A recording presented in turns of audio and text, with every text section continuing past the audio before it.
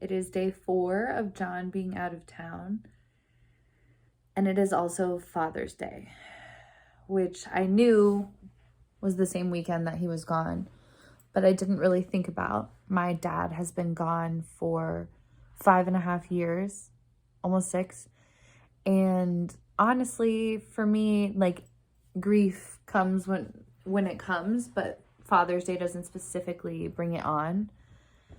But then the fact that, like, it's Father's Day and I'm alone and, like, I'm in this healing journey where there's space in other areas of my life, it was like, do I need to feel weird today? Like, is this a thing that I need to feel?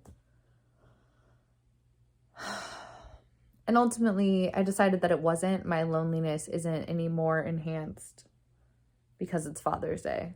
I'm just having some stuff. But I called my grandpa to just, like, say hi on Father's Day. And when I got off the phone, I just thought about, like, it being weird. It's like weird when there would be an obligatory call that you would make and you don't. And I can see how that's, like, still weird no matter how many times pass by, I guess. And so it just made me sort of think, like, if I was going to call my dad, like, what would I say? And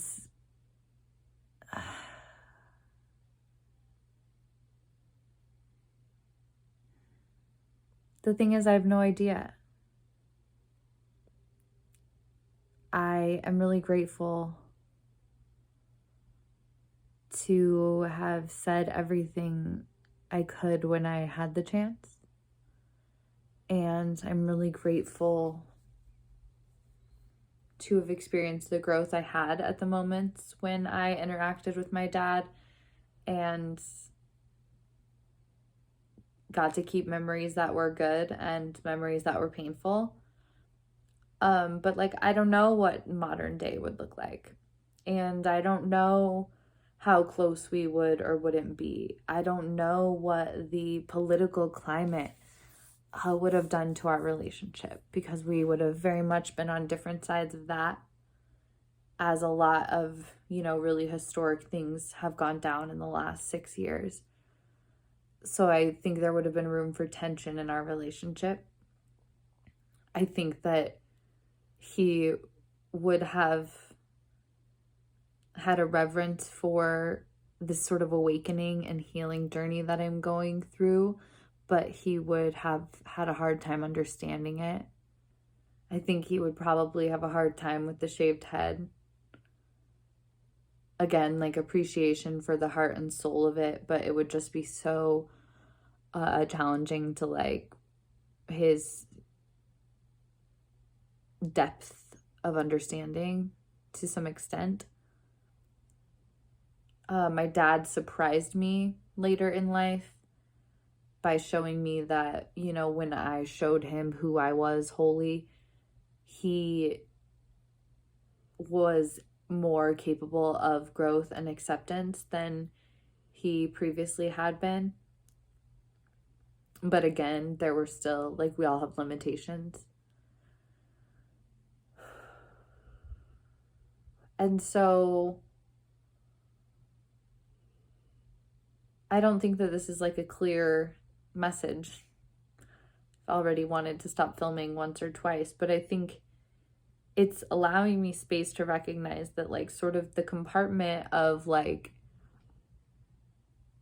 a parent who's no longer with us, everyone's looks very different, whatever that compartment is. But if we play it out and allow it to be a box that we touch, a book that we pull off the shelf, a story that we continue to evolve, it's also just helps us remember that relationships are always, like, complicated. And while I can say that, like, I miss my dad and it would be really cool to call my dad or have him as a sounding board for things that I'm going through with any human who we weren't always able to fully connect with, we can't really fortune tell or predict what their availability would or would not have been. And I just think that is a humbling and important part of like evolving through the grief process is not vilifying anyone or hero pedestaling anyone. It's just recognizing that like we're all humans who have different impacts and interactions and contributions, and we can honor what those were without over romanticizing them.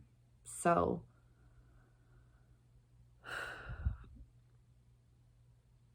it'd be cool to talk to my dad. It'd be cool to feel understood. I have no guarantees that talking to my dad and feeling understood would be the same thing. Because he's a person missing from my life, it's easy to romanticize the idea that he would fill that hole. And instead, I just want to honor the good and release the anything else. I'm just looking in my loneliness and my grief and my healing journey today. It feels like I'm just searching for like a place to set my discomfort. I like want to shop it away. I want to weed it away. I want to Lincoln lawyer it away. I want to yoga it away. Like, I just want to do anything to get it gone. And so because I'm having that discomfort on this specific day, my brain's like, well, what if it's about this? But it's all just an attempt for me to not sit in my discomfort, for me to not let these things move. So thanks for spending 7 minutes of your life with me, watching me fumble over how to move this. Grief is so strange, and lack of grief is strange and so deeply personal. And if you ever want to talk about it or share about it or tell me how it shows up for you or what you've learned, I always want to hear about it. We are never alone. On real holidays, on fake holidays, on days that bring up sadness, on days that bring up joy. We are never alone.